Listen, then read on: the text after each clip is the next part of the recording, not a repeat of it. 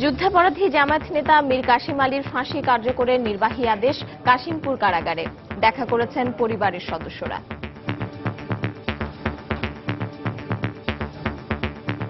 কারাগার এলাকায় নিরাপত্তা জোরদার। ঢাকা ও গাজীপুরে 10 প্লাটুন বিজিবি মোতায়েন।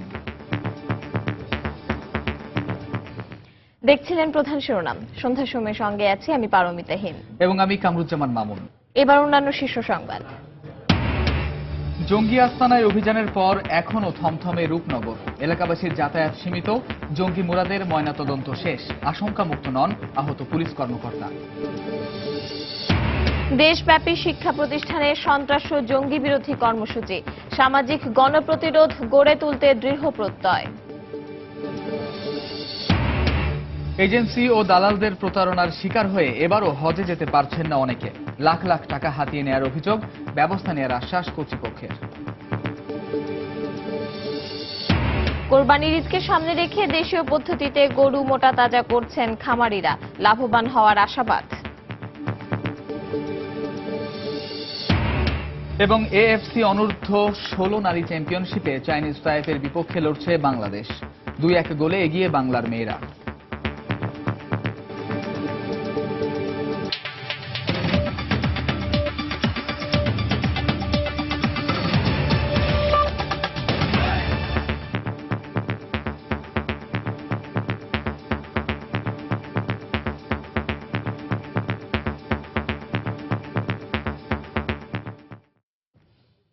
মানবতা বিরোধী অপরাধে মৃত্যুদণ্ডপ্রাপ্ত জামায়াত নেতা মীর কাসেম আলীর সঙ্গে কাশিমপুর কারাগারে দেখা করেছেন তার পরিবারের সদস্যরা। বেলা 3:30টার দিকে পরিবারের প্রায় অর্ধশত সদস্য কারাগারে প্রবেশ করেন। প্রায় 3 ঘণ্টা অবস্থান শেষে কারাগার থেকে সন্ধ্যা 6:30টার দিকে বেরিয়ে আসেন পরিবারের সদস্যরা। এদিকে ফাঁসি কার্যকরের নির্বাহী আদেশ কারাগারে পৌঁছেছে বলে সময় সংবাদকে টেলিফোনে জানিয়েছেন স্বরাষ্ট্রমন্ত্রী আসাদুজ্জামান খান কামাল। এর আগে সকাল থেকেই কাশিমপুর কারাগারের চারপাশে এবং কারা ফটকের সামনে বাড়তি নিরাপত্তা ব্যবস্থা দেখা গেছে। সেই সঙ্গে অন্যান্য আসামির স্বজন ও দর্শনার্থীদের ভেতরে ঢোকার ব্যাপারে বাড়তি তল্লাশি এবং কড়াকড়ি আরোপ করা হয়। 2 দিন ধরে প্রাণভিক্ষা চাওয়ার বিষয়টি ঝুলে থাকার পর গতকাল কারা কর্তৃপক্ষকে তার সিদ্ধান্তের কথা জানান মীর কাসেম আলী। 71-এ মানবতা বিরোধী অপরাধের দায়ে মৃত্যুদণ্ডপ্রাপ্ত জামায়াতের কেন্দ্রীয় নির্বাহী পরিষদের সদস্য মীর কাসেম আলী দেশের সর্বোচ্চ আদালতের রায় পুনর্বিবেচনার আবেদন করেছিলেন। গত মঙ্গলবার আপিল বিভাগ সে আবেদন খারিজ করে মৃত্যুদণ্ড বহাল রাখলে বিচার প্রক্রিয়া শেষ হয়।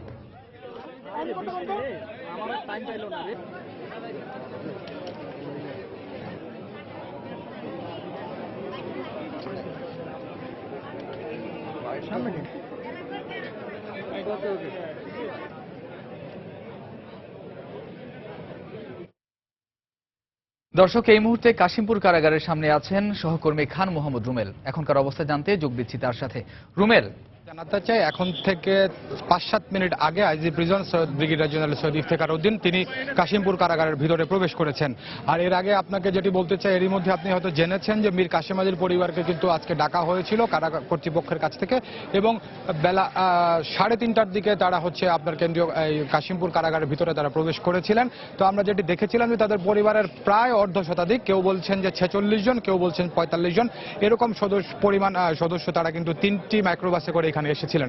তো পরবর্তীতে এর আগে যখন কারা কর্তৃপক্ষের কাছ থেকে তাদের কাছে নাম জানতে চাওয়া হয়েছিল তখন তারা 23 জনের নাম জমা দিয়েছিলেন, আমরা তেমনটাই জেনেছিলাম। তো পরবর্তীতে আমরা এই কাশিমপুর কারাগারের ভিতরের একটি সূত্র থেকে আমরা যেটি জেনেছি তাদের পরিবারের 22 জন সদস্য, কেউ বলছেন 23 জন সদস্য মীর কাসেম আলীর সঙ্গে তারা দেখা করার সুযোগ পেয়েছেন এবং সন্ধ্যা 6:38 কাসেম আলীর পরিবারের সদস্যরা এই কাশিমপুর কেন্দ্রীয় কারাগার থেকে বের হয়ে যান।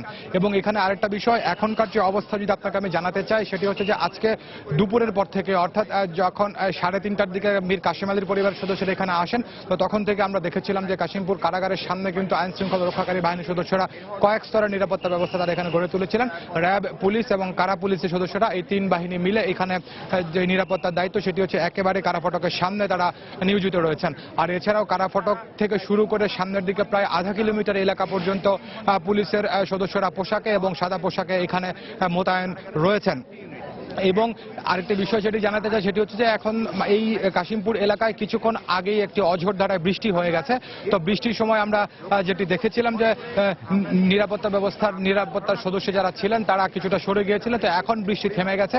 তো বৃষ্টি থেমে যাওয়ার পরপরই কিন্তু এখানে নিরাপত্তা বাহিনীর সদস্যরা আগের যেই সতর্ক অবস্থানে ছিলেন এখন পর্যন্ত তারা সেই সতর্ক অবস্থা এখন পর্যন্ত রয়েছেন। আর এখানে একটা বিষয় জানাই যে দুপুরের পরে স্বরাষ্ট্রমন্ত্রীর সঙ্গে আমার কথা হয়েছিল। তো স্বরাষ্ট্রমন্ত্রী তখন যেটি জানিয়েছিলেন যে এই মৃত্যুদণ্ড কার্যকরের যে নির্বাহী আদেশ সেটি এরই মধ্যে কাশিমপুর কারাগারে পৌঁছে দেওয়া হয়েছে। আর এছাড়াও আমরা জেনেছি শুধু কাশিমপুর কারাগার নয়, সংশ্লিষ্ট যেসব দপ্তর রয়েছে, আপনি জানেন যে জেলা সিভিল সার্জন, জেলা প্রশাসকের কার্যালয়, সব দপ্তরে মৃত্যুদণ্ড কার্যকরের নির্বাহী আদেশটি এখানে পৌঁছেছে এমনটাই আমরা জেনেছি। তো এখন যেটি বলতে চাই সবশেষ খবর সেটি হচ্ছে যে মীর কাসেমের পরিবারের সদস্যরা দেখা করে বের হয়ে গেছেন। এখন কাশিমপুর কারাগার এলাকা পুলিশের এবং র্যাব পুলিশের কড়া নিরাপত্তার আওতায় রয়েছে। তো কাশিমপুর কারাগার থেকে আমার কাছে এখন পর্যন্ত এই ছিল সবশেষ খবর। মামুন। দর্শক, কাশিমপুর কারাগারের মূল ফটকের সামনে থেকে যোগ দিয়েছিলেন সহকর্মী খান মোহাম্মদ রুমেল। যেমনটি জানাচ্ছিলেন যে কাশিমপুর কারাগারকে কেন্দ্র করে গড়ে তোলা হয়েছে ব্যাপক নিরাপত্তা বলয়। রাজধানীর মিরপুরের রূপনগরে গতরাতে জঙ্গি আস্তানায় অভিযানের সময় আহত ওসি শহীদ আলম শঙ্কামুক্ত রয়েছেন। তবে ওসি তদন্ত শাহিন ফকিরকে অস্ত্রোপচার শেষে আইসিইউতে রাখা হয়েছে। গতরাতের ঘটনার পর রূপনগরের ওই বাসার সামনের সড়কটিতে সর্বসাধারণের চলাচল বন্ধ রেখেছে পুলিশ। এদিকে ঢাকা মেডিকেলে ময়নাতদন্ত শেষে চিকিৎসক জানিয়েছে গুলিতে মৃত্যু হয়েছে জঙ্গি মুরাদের। শুক্রবার রাতে জঙ্গি অভিযানের পর থেকেই রূপনগরের সেই বাড়ির সামনে এখনো মোতায়েন রয়েছে পুলিশ। নিরাপত্তার স্বার্থে সকাল থেকেই ৩৩ নম্বর সড়কটি বন্ধ রাখা হয়েছে। ঘটনা তদন্তে সকাল থেকে ওই ফ্ল্যাটের বিভিন্ন তথ্য সংগ্রহ করেছে গোয়েন্দা কর্মকর্তারা। এছাড়া নিরাপত্তার কারণ দেখিয়ে ওই ভবনের কোনো বাসিন্দাকেও বাইরে আসতে দেওয়া হয়নি। ওই বিল্ডিংটা আমাদের নিয়ন্ত্রণে রয়েছে। লোকজনের গমনাগমনে আমরা যথেষ্ট সতর্কতা অবলম্বন করতেছি। কোনো সচরাচর কোনো লোকজনের আমরা গমন করতে দিচ্ছি না। যারা তদন্ত সংশ্লিষ্ট আছেন ওনারা তদন্ত চালিয়ে যাচ্ছেন, তদন্ত আমাদের অগ্রগতি হচ্ছে। অন্যদিকে এই অভিযানে নিহত জঙ্গি মোরাদের ময়নাতদন্ত শেষে ঢাকা মেডিকেলের ফরেনসিক মেডিসিন বিভাগ জানিয়েছে গুলিতেই মারা গেছে ওই জঙ্গি। তার বডিতে আমরা প্রায় 9টি গুলির আঘাতের চিহ্ন পাই এবং 9টি গুলি একদিক দিয়ে ঢুকে শরীরের অন্য অংশ দিয়ে বাইরে হয়ে যায়। তা আমরা তাই এই জন্য কোনো গুলি উদ্ধার করতে পারি নাই। আমরা সিদ্ধান্তে পৌঁছলাম যে গুলির আঘাতে সে মারা গেছে। এদিকে অভিযানে জঙ্গিদের ধারালো অস্ত্রের আঘাতে আহত রূপনগর থানার ভারপ্রাপ্ত কর্মকর্তা শহীদ আলম শঙ্কামুক্ত হলেও স্কয়ার হাসপাতালে ওসি তদন্ত শাহিন ফকিরকে রাখা হয়েছে নিবিড় পরিচর্যা কেন্দ্রে।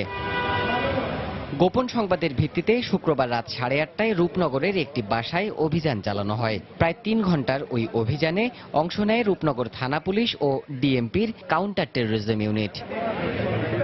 দেবাশিস রায়, সময় সংবাদ, ঢাকা। জঙ্গিবাদ ও সন্ত্রাসবাদের পেছনে যাদের অবস্থান তাদের সবার পরিচয় নিশ্চিত হওয়া গেছে বলে জানিয়েছেন স্বরাষ্ট্রমন্ত্রী আসাদুজ্জামান খান কামাল। তাদের গ্রেফতারে আইন শৃঙ্খলা রক্ষা বাহিনীর অভিযান চলছে বলেও জানান তিনি। রাজধানীতে সন্ত্রাস বিরোধী এক আলোচনা সভায় স্বরাষ্ট্রমন্ত্রী এসব কথা বলেন। সন্ত্রাস কারা এটা করে আমরা কিন্তু সবারই মুখোশটা উন্মোচন করে কারা এর পিছনে আছে সবগুলোকে আমরা তাদের অবস্থান তাদের পরিচয় আমরা পেয়ে গেছি। আমরা একের পর এক আমাদের নিরাপত্তা বাহিনী তাদেরকে ধরার জন্য ব্যবস্থা করছে। আপনার গতকালকে একটা সফল অভিযান, যদিও আমাদের 2 পুলিশ ভাই তাদেরকে জীবন্ত ধরতে চেয়েছিল। সন্ধ্যার সময় আরো থাকছে। কোরবানির পর 48 ঘন্টার মধ্যে রাজধানীর পশু বর্জ্য অপসারণের ঘোষণা দক্ষিণ সিটি মেয়রের। নির্ধারিত ব্যাগে ময়লা ফেলার আহ্বান। জঙ্গিবাদ রুখবেই তারুণ্য, এই স্লোগানে দেশের বিভিন্ন শিক্ষা প্রতিষ্ঠানে সন্ত্রাস ও জঙ্গিবাদ বিরোধী আলোচনা সভা ও মানববন্ধন সহ নানা কর্মসূচি পালিত হয়েছে। এতে জঙ্গি ও সন্ত্রাসবাদকে রুখতে সামাজিক প্রতিরোধ গড়ে তোলার আহ্বান জানান বক্তারা। আমাদের ব্যুরো প্রতিবেদক ও জেলা প্রতিনিধিদের পাঠানো তথ্য ছবি নিয়ে ডেস্ক রিপোর্ট। জঙ্গিবাদী কোনো চিন্তা যেন শিক্ষার্থীদের প্রভাবিত করতে না পারে সেই লক্ষ্যে চট্টগ্রামের ইঞ্জিনিয়ার্স ইনস্টিটিউটে জঙ্গি বিরোধী সমাবেশের আয়োজন করে নগরীর বিভিন্ন কলেজ। এ সময় শিক্ষার্থীরা সচেতন থাকার দৃঢ়তা ব্যক্ত করেন। পরে সচেতনতামূলক মনোজ্ঞ সাংস্কৃতিক অনুষ্ঠানের আয়োজন করা হয়। আমাদের তারুণ্যতার সুযোগ নিয়ে জঙ্গিরা যেভাবে আমাদেরকে আমাদের উপর আক্রমণ করতে পারে বা আমাদেরকে দিয়ে অন্যদের ক্ষতি করাতে পারে, এই বিষয়টা যেন আমাদের স্কুলে বা আমাদের ছাত্রছাত্রীদের সাথে না হয়। জান্নাতবাসী হতে হলে তোমাদেরকে মানুষ হত্যা করতে হবে, এই কথাটি কোথাও আছে? এই কথাটা কোথাও নাই। তাহলে তারা যে কাজটি করছেন এটা তো ইসলাম অনুমোদন করে না। তাদের এই কর্মকাণ্ডের দ্বারা ইসলাম ক্ষতিগ্রস্ত হচ্ছে। জঙ্গিবাদ নির্মূলে চাই সম্মিলিত প্রয়াস। প্রতিপাদ্যকে সামনে রেখে ফেনীর সরকারি কলেজে ঘণ্টাব্যাপী মানববন্ধন করেন শিক্ষক সহ বিভিন্ন শিক্ষা প্রতিষ্ঠানের সহস্রাধিক শিক্ষার্থী। এ সময় তারা জঙ্গিবাদের বিরুদ্ধে সামাজিক আন্দোলন গড়ে তোলার অঙ্গীকার করেন। আমরা যারা নতুন প্রজন্ম আছি তারা কখনোই জঙ্গিবাদকে মেনে নিতে পারি না। আমরা চাই আমাদের দেশ থেকে জঙ্গিবাদ নির্মূল হয়ে যাক। এদেশে আমরা জঙ্গিবাদকে প্রশ্রয় দিব না। সন্ত্রাসবাদকে রুখতে সামাজিক প্রতিরোধ গড়ে তোলার আহ্বান জানিয়ে ময়মনসিংহের বিভিন্ন শিক্ষা প্রতিষ্ঠানে সন্ত্রাস বিরোধী কর্মসূচি পালিত হয়। আমরা চাই যাতে জঙ্গিবাদ ও সন্ত্রাসবাদ প্রতিরোধ করতে সমগ্র বাংলাদেশবাসী এগিয়ে আসে। ঐক্যবদ্ধভাবে কাজ করার আহ্বানে সিলেট কৃষি বিশ্ববিদ্যালয়ে জঙ্গিবাদ ও সন্ত্রাস বিরোধী আলোচনা সভা অনুষ্ঠিত হয়। এতে শিক্ষার্থী সহ বিভিন্ন শ্রেণী পেশার মানুষ অংশ নেন। এছাড়া চাঁদপুর, যশোর সহ সারা দেশে বিভিন্ন শিক্ষা প্রতিষ্ঠানে জঙ্গি বিরোধী মানববন্ধন ও সমাবেশ অনুষ্ঠিত হয়। ফাহমিদা মৌটুসী, সময় সংবাদ। যারা জঙ্গিবাদকে সমর্থন করে তাদের জাতির কাছে ক্ষমা চাইতে হবে, অন্যথায় বিচারের কাঠগড়ায় দাঁড়াতে হবে বলে হুঁশিয়ার করেছেন খাদ্যমন্ত্রী অ্যাডভোকেট কামরুল ইসলাম। সকালে রাজধানীর নবকুমার ইনস্টিটিউশন ও ডক্টর শহীদুল্লাহ কলেজে জঙ্গিবাদ ও সন্ত্রাস বিরোধী আলোচনা সভায় তিনি বক্তব্য দেন। খাদ্যমন্ত্রী অভিযোগ করেন, আগুন দিয়ে মানুষ হত্যা করে যারা ক্ষমতায় আসতে চেয়েছিল তাদের সমর্থনেই দেশে জঙ্গি তৎপরতা চলছে। জঙ্গি নির্মূলে আইন শৃঙ্খলা রক্ষাকারী বাহিনীকে আমরা সবাই সহযোগিতা করছি, সবাইকে সহযোগিতা করতে হবে, আমরা সবাই সহযোগিতা করছি। পাশাপাশি আমরা এই যে অপশক্তি যারা জঙ্গিদের সমর্থন দেয়, জঙ্গিদের পক্ষে কথা বলে, জঙ্গিদের উস্কানি দেয়, অর্থের মদদ দেয়, সেই রাজনৈতিক শক্তি খালেদা জিয়া, ফখরুল ইসলাম আলমগীর, এদেরকে আইনের আওতায় আনার সময় এসে গেছে। এই খালেদা জিয়া, ফখরুল ইসলাম আলমগীর যেই বক্তব্য গত পরশু দিয়েছেন তা ক্ষমার অযোগ্য। এদেরকে বিচারের কাঠগড়ায় যতক্ষণ পর্যন্ত দাঁড় করানো না যাবে ততক্ষণ পর্যন্ত বাংলাদেশকে সম্পূর্ণভাবে বাংলাদেশকে জঙ্গি নির্মূল করা যাবে না। সন্ত্রাস ও জঙ্গিবাদ দমনে বাংলাদেশের আইন শৃঙ্খলা রক্ষা বাহিনীর কার্যক্রম প্রশংসার দাবি রাখে বলে মন্তব্য করেছেন এদেশে নিযুক্ত মার্কিন রাষ্ট্রদূত মার্শিয়া ব্লুম বার্নিকাট। সরকার অত্যন্ত ধৈর্যের সঙ্গে সবকিছু মোকাবিলা করছে বলে মন্তব্য করেন তিনি। সকালে নারায়ণগঞ্জ সিটি কর্পোরেশনের মেয়র সেলিনা তাইফের সঙ্গে সৌজন্য সাক্ষাৎ শেষে তিনি এ মন্তব্য করেন। পৃথিবীর যে কোনো দেশেই সন্ত্রাস দমনের বিষয়টি খুব কঠিন, কিন্তু বাংলাদেশের আইন শৃঙ্খলা বাহিনী খুব ভালোভাবে তা সামাল দিচ্ছে। সন্ত্রাস ও জঙ্গিবাদ দমনে আইন শৃঙ্খলা বাহিনী যে কাজ করছে মার্কিন যুক্তরাষ্ট্র তা গুরুত্ব সহকারে দেখছে।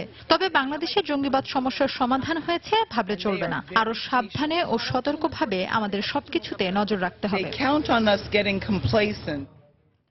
দালাল বা এজেন্সির প্রতারণায় এবছর হজে যেতে পারছেন না অনেক যাত্রী। হজ বাবদ দেয়া লাখ লাখ টাকা হাতিয়ে নিয়ে লাপাত্তা এজেন্সির মালিক ও দালালরা। স্বপ্নভঙ্গ হওয়া হজ যাত্রীদের অভিযোগের প্রমাণ পেলে এজেন্সিগুলোর বিরুদ্ধে ব্যবস্থা নেওয়ার আশ্বাস দিয়েছে হজ অফিস। এদিকে যেসব হজ এজেন্সির কারণে বিমানের ফ্লাইট বাতিল হয়েছে তাদের বিরুদ্ধে ব্যবস্থা নেওয়ার সুপারিশ করেছে সংসদীয় স্থায়ী কমিটি। তাফসির বাবুর রিপোর্ট। নেত্রকোনার ৭৫ বছর বয়সী হজযাত্রী ইনসান আলী এজেন্সির মাধ্যমে শুক্রবার সন্ধ্যায় ফ্লাইটের কথা জানতে পেরে হজের সব প্রস্তুতি নিয়ে আসেন আশকোনার হজ ক্যাম্পে। কিন্তু ক্যাম্পে এসে জানতে পারেন এখনো তার ভিসাই হয়নি। খোঁজ নিয়েও হদিস পাননি এজেন্সির লোক কিংবা দালালের। যদি আপনারা বাহরে না দেন তা আমি এই জায়গায় মরবো, আমি বাইক যেতে পারতাম না। জায়গা হচ্ছে বাড়ির ভিসা যেতে দিছি, কান্দাকুটি করে তো রাজি হয়ে দিছে। ইনসান আলীর মতো এরকম অনেকেই দালাল কিংবা হজ এজেন্সির প্রতারণার শিকার হয়ে প্রতিকারের আশায় ধর্ণা দিচ্ছেন হজ অফিসে। কাগজে লেখা 5টা 20 মিনিটে ফ্লাইট, কিন্তু আমরা সকাল থেকে অপেক্ষা করতেছি, ওদেরকে কোনো পাইতেছি না। এখন এইখানে তথ্য সেবায় যোগাযোগ করে দেখি আমাদের ভিসাই লাগে নাই। মোয়াল্লেমরা পাই না, টাকা পয়সা মারিয়া সে বাগা দিছে। হজ পরিচালক জানান হজ যাত্রার ব্যাপারে প্রতারণার অভিযোগ আসছে, প্রমাণ পাওয়া গেলে ব্যবস্থা নেওয়া হবে। যারাই প্রতারিত হয়েছেন বা প্রতারিত হয়েছেন বলে বুঝতে পারছেন তারা লিখিত আকারে আমাদের কাছে আসলে আমরাও যে আইনানুগ ব্যবস্থা সেটা নিতে পারবো। এদিকে যেসব হজ এজেন্সির কারণে বিমানের ফ্লাইট বাতিল হয়েছে তাদের বিরুদ্ধে ব্যবস্থা নেওয়ার সুপারিশ করেছে বেসামরিক বিমান পরিবহন ও ধর্ম মন্ত্রণালয় সম্পর্কিত সংসদীয় স্থায়ী কমিটি। এ ব্যাপারে বিমান তালিকা দিলে ব্যবস্থা নেওয়া হবে বলে জানিয়েছে হজ অফিস। টিকিট যারা কনফার্ম করেনি, আমরা অবৈধ হলে অবশ্যই সেই এজেন্সিকে তো আমরা বিজ্ঞপ্তি প্রকাশ করেছি, তাদেরকে বলা হচ্ছে, সেই ক্ষেত্রে আমরা তো সেটার ব্যবস্থা নিচ্ছি। হজ অফিস জানায় বাকি থাকা প্রায় 19,000 হজযাত্রী পরিবহনে ফ্লাইট সংখ্যা বাড়ানো হয়েছে। শুধু শুক্রবারই উড়াল দিয়েছে বিমান ও সাউদিয়ার 14টি ফ্লাইট। 6 সেপ্টেম্বর পর্যন্ত যাবে আরও 43টি ফ্লাইট। তাফসির বাবু, সময় সংবাদ, ঢাকা। কোরবানির ঈদকে সামনে রেখে গরু হৃষ্টপুষ্ট করতে ব্যস্ত সময় পার করছেন খামারিরা। দেশীয় পদ্ধতিতে গরু মোটা তাজা করে লাভবান হচ্ছেন অনেকেই। কোরবানির ঈদে পশুর চাহিদা পূরণে খামারিদের এসব গরু বড় ভূমিকা রাখবে বলে মনে করছেন প্রাণী সম্পদ কর্মকর্তারা। পাবনা থেকে এস.এ. আসাদের পাঠানো তথ্য ছবি নিয়ে ডেস্ক রিপোর্ট। ঈদকে সামনে রেখে গরু হৃষ্টপুষ্টকরণে ব্যস্ত পাবনার খামারিরা। তাদের মধ্যে সচেতনতা সৃষ্টি হওয়ায় অসাধু পন্থা অবলম্বন না করে প্রাকৃতিকভাবে কাঁচা ঘাস, খড়, খৈলভুসি খাইয়ে গরু সুস্থ সবল করা হচ্ছে। লাভজনক হওয়ায় জেলায় প্রতি বছরই বাড়ছে গরুর খামার, আর এতে স্বাবলম্বী হচ্ছেন অনেকে। আমরা ঘাস খাওয়াই, আমরা শুধু খাওয়াই বেশি হচ্ছে ধানের গুঁড়া, আর কিছু হালকা খুদের ভাত দিই, আর এদের গমের ছাল ছাটে দিই। কাঁচা ঘাস, খোল, ভুসি খাওয়া, এটা খাওয়া আমি গরু, আমি কোনো ইঞ্জেকশন কোনো খাবার খাওয়াইনি। সম্পূর্ণ ন্যাচারাল খাবার দিয়ে মোটা তাজা করে প্রচুর লাভবান হয়। প্রতি বছরের জন্য 50 থেকে 60টা করে গরু পুষে, এবারও মোটামুটি আপনার 40টা মতন আছে। নির্দেশনা অনুযায়ী হৃষ্টপুষ্ট করায় স্বাস্থ্য ঝুঁকি কমবে এবং খামারিরাও লাভবান হবেন বলে মনে করছেন জেলা প্রাণী সম্পদ কর্মকর্তা। এবার আমাদের খামারিরা যেভাবে গরু লালন পালন করছে তারাও লাভবান হবে, মানুষের স্বাস্থ্য ঝুঁকিও হবে না। প্লাস আমাদের যে পাবনার যে টার্গেটটা ছিল মোটা তাজা করার জন্য বা হৃষ্টপুষ্ট করার জন্য, এটা আমরা ভালোভাবেই সেই টার্গেটটা অ্যাচিভ করেছি। এবছর কোরবানির ঈদ উপলক্ষে জেলার 15,000 খামারে 1.5 লক্ষাধিক গবাদি পশু হৃষ্টপুষ্ট করছেন খামারিরা। সময় সংবাদ, পাবনা। কোরবানির পর 48 ঘন্টার মধ্যে পশুর বর্জ্য অপসারণ করা হবে বলে জানিয়েছেন ঢাকা দক্ষিণ সিটি কর্পোরেশনের মেয়র সাইদ খোকন। দুপুরে রাজধানীর বংশাল এলাকায় সচেতনতা কার্যক্রমের উদ্বোধন করে তিনি কথা বলেন। সিটি কর্পোরেশন থেকে দেয়া ব্যাগে ময়লা আবর্জনা ফেলতে নগরবাসীর প্রতি আহ্বান জানান তিনি। এই কোরবানিতে ইনশাআল্লাহ 48 ঘন্টার মধ্যে আমরা এই এলাকা পরিষ্কার করে দেব। কোরবানির দিন আগামী 13 তারিখ থেকে দুপুর 12টা থেকে আমাদের পরিষ্কার পরিচ্ছন্ন কার্যক্রম আমরা শুরু করব। দুপুর 12টা থেকে আমরা পরিষ্কার পরিচ্ছন্নতার কার্যক্রম শুরু করব। প্রথম দিন, দ্বিতীয় দিন 12টার মধ্যে ইনশাআল্লাহ পরিষ্কার করে দেব ইনশাআল্লাহ। সন্ধ্যার সময় আরো থাকছে। নিউ ইয়র্কে বাংলাদেশি নারী হত্যার ঘটনা সামাজিক সম্প্রীতির ওপর আঘাত, বলছেন যুক্তরাষ্ট্রের মূলধারার রাজনীতিকরা। হত্যাকারীর শাস্তি নিশ্চিতের আশ্বাস। আবাসন ও চিকিৎসা সুবিধা সহ নানা দাবিতে আগামীকাল 8 ঘন্টা কর্মবিরতি ঘোষণা করেছে ট্যানারি শ্রমিকরা। একই দাবিতে সকালে হাজারীবাগে আয়োজিত বিক্ষোভ মিছিল শেষে এই ঘোষণা দেন শ্রমিক নেতারা। বারবার মালিক ও সরকার পক্ষের আশ্বাসের পরও শ্রমিকদের কোনো দাবি মানা হচ্ছে না অভিযোগ করে শ্রমিক নেতারা বলেন, আগামীকাল সকাল 6টা থেকে দুপুর 2টা পর্যন্ত এই কর্মবিরতি পালন করা হবে।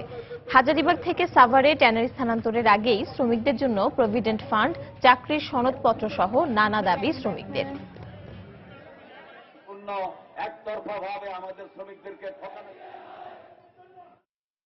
সরকার প্রথম ফেজে 200 একর সম্পত্তি অ্যাকোয়ার করে, ওই 200 একরের মধ্যেই কিন্তু একটা প্রজেক্ট নেওয়া হয়েছিল যে শ্রমিকদের জন্য লো কস্ট হাউজিং করা হবে। আমরা দেখলাম যে কারখানা চালু হলো, খুশি হলাম, কিন্তু আজও আমাদের শ্রমিকদের সেখানে বাসস্থানের ব্যবস্থা, চিকিৎসা, কোথায় থাকবে, কোথায় কি যাবে, কিভাবে যাবে, এই বিষয়গুলি কিন্তু কোনো কিছুই এখন পর্যন্ত স্থির হয়নি। চাকরির প্রত্যয়নপত্র, প্রভিডেন্ট ফান্ডের হিসাব, চাকরির হিসাব, এই বিষয়গুলি যদি না হয় তাহলে আগামীকাল আমাদের কর্মসূচি আছে।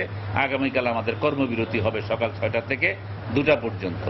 বিশ্ব অর্থনীতির ক্ষেত্রে বাংলাদেশ যেভাবে এগিয়ে যাচ্ছে তা কেউ বাধাগ্রস্ত করতে পারবে না বলে মন্তব্য করেছেন বাণিজ্যমন্ত্রী তোফায়েল আহমেদ।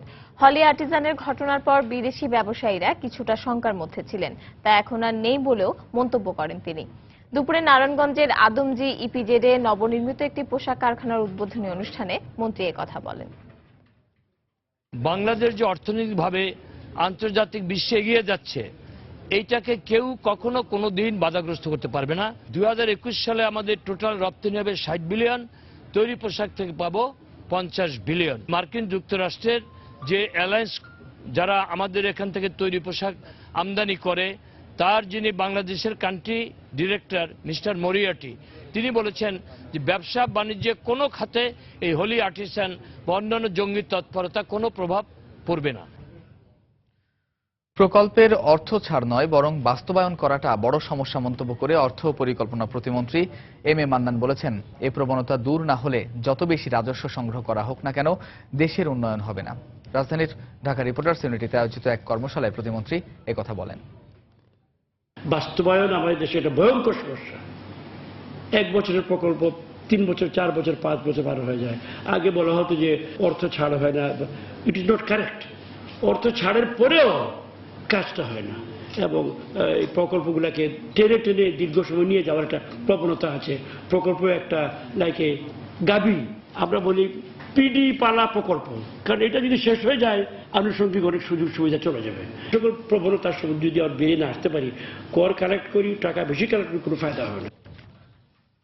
যুক্তরাষ্ট্রের নিউ ইয়র্কে বাংলাদেশি নারী নাজমা খানমের হত্যাকাণ্ডের মাধ্যমে সামাজিক সম্প্রীতির ওপর আঘাত করা হয়েছে বলে মন্তব্য করেছেন সেখানকার প্রশাসন ও মূলধারার রাজনৈতিক নেতৃবৃন্দ। গতকাল নাজমা খানমের নামাজে জানাজায় উপস্থিত হয়ে হত্যাকারীকে খুঁজে বের করে শাস্তি নিশ্চিত করার প্রতিশ্রুতি দেন তারা। বিস্তারিত যুক্তরাষ্ট্র প্রতিনিধি শিহাবুদ্দিন কিসলুর রিপোর্টে। শুক্রবার জামাইকা মুসলিম সেন্টারে নবাবপুর সরকারি বালিকা বিদ্যালয়ের সাবেক প্রধান শিক্ষিকা নাজমা খানমের নামাজে জানাজা অনুষ্ঠিত হয়। নারী পুরুষ সহ প্রায় 3000 প্রবাসী এই জানাজায় অংশ নেন। পরে নিউ ইয়র্কের পাবলিক প্রসিকিউটর, গভর্নর ও মেয়রের প্রতিনিধি এবং বাংলাদেশের কনসাল জেনারেল শামীম হাসান সহ বেশ কয়েকজন জনপ্রতিনিধি উপস্থিত হয়ে শোকাহত পরিবারের প্রতি সহমর্মিতা জানান। প্রবাসীদের নিরাপত্তা ও হত্যাকাণ্ডের সুষ্ঠু বিচার নিশ্চিতে আশ্বাসও দেন তারা। কঠিন সময়ে নিউ ইয়র্কবাসীকে ঐক্যবদ্ধ থাকার আহ্বান জানান জনপ্রতিনিধিরা। নিহতের পরিবারের প্রতি গভীর শোক জ্ঞাপন করছি। যে কোনো মূল্যে বিদ্বেষমূলক এই অপরাধগুলো বন্ধ করতে হবে। এই সময় আমাদের সবাইকে ঐক্যবদ্ধ থাকতে হবে।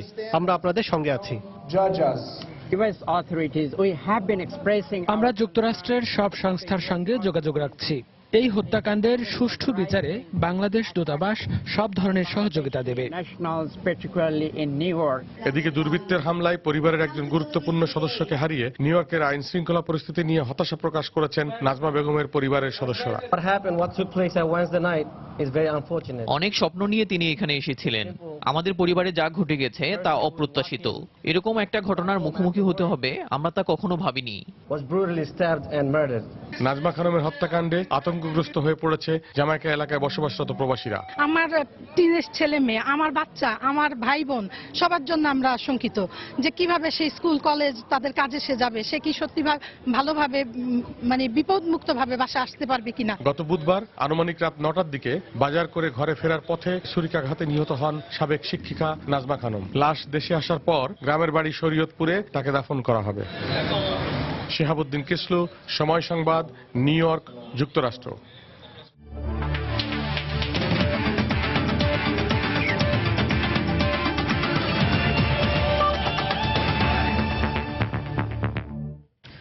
এএফসি অনূর্ধ্ব 16 নারী চ্যাম্পিয়নশিপ বাছাই পর্বের খবর। গ্রুপ পর্বে নিজেদের চতুর্থ ম্যাচে চাইনিজ তাইপের বিপক্ষে লড়ছে বাংলাদেশ। এখন ম্যাচের দ্বিতীয়ার্ধের খেলা চলছে। 4-1 ব্যবধানে এগিয়ে আছে কৃষ্ণা সানজিদারা। আগের 3 ম্যাচে শতভাগ জয়ের রেকর্ড নিয়ে বঙ্গবন্ধু জাতীয় স্টেডিয়ামে মাঠে নামে দুদল। তবে শুরুটা কিছুটা নড়বড়ে হয় স্বাগতিকদের। 11 মিনিটে অধিনায়ক সু ইউ সুয়ানের গোলে এগিয়ে যায় চাইনিজ তাইপে। পিছিয়ে পড়েও উদ্যম হারায়নি গোলাম রাব্বানী ছোটনের দল। বলের দখলে এগিয়ে থাকার সঙ্গে একের পর এক আক্রমণ করতে থাকে স্বাগতিকরা। 26 মিনিটে ডি বক্সে সানজিদাকে ফাউল করলে পেনাল্টি পায় বাংলাদেশ, যেখান থেকে গোল করতে ভুল করেননি শামসুন নাহার। বিরতিতে যাবার আগে লিড পায় স্বাগতিকরা। 36 মিনিটে আবারও ডি বক্সে তাইপে ফাউল করলে পেনাল্টি স্পেশালিস্ট শামসুন নাহার এগিয়ে দেন দলকে। বিরতি থেকে ফিরে তাইপের গোল মুখে মুহুর্মুহু আক্রমণ করতে থাকে বাংলাদেশ। 56 মিনিটে মার্জিয়ার পাস থেকে অধিনায়ক কৃষ্ণার গোলে 3-1 ব্যবধানে এগিয়ে যায় স্বাগতিকরা। 78 মিনিটে বাংলাদেশ জয় প্রায় নিশ্চিত হয়ে যায়। তাইপের আত্মঘাতী গোলে 4-1 ব্যবধানে এগিয়ে যায় কৃষ্ণার দল। দিক নির্দেশনা দিয়ে লাল সবুজের পতাকাকে আরো একবার গৌরবান্বিত বা সাফল্যমণ্ডিত এবং গোল।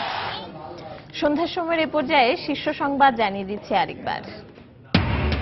যুদ্ধাপরাধী জামায়াত নেতা মীর কাশেম আলীর ফাঁসি কার্যকরের নির্বাহী আদেশ কাশিমপুর কারাগারে দেখা করেছেন পরিবারের সদস্যরা, নিরাপত্তা জোরদার। জঙ্গি আস্তানা অভিযানের পর এখনো থমথমে রূপনগর, এলাকাবাসীর যাতায়াত সীমিত। জঙ্গি মুনাদের ময়না তদন্ত শেষ, আশঙ্কামুক্ত নন আহত পুলিশ কর্মকর্তা। দেশব্যাপী শিক্ষা প্রতিষ্ঠানে সন্ত্রাস ও জঙ্গি বিরোধী কর্মসূচি, সামাজিক গণপ্রতিরোধ গড়ে তুলতে দৃঢ় প্রত্যয়। এজেন্সি ও দালালদের প্রতারণার শিকার হয়ে এবারও হজে যেতে পারছেন না অনেকে, লাখ লাখ টাকা হাতিয়ে নেওয়ার অভিযোগ, ব্যবস্থা নেওয়ার আশ্বাস কর্তৃপক্ষের। এবং এএফসি অনূর্ধ্ব 16 নারী চ্যাম্পিয়নশিপ বাছাইয়ে চাইনিজ তাইপের বিপক্ষে লড়ছে বাংলাদেশ, 4-2 গোলে এগিয়ে বাংলার মেয়েরা।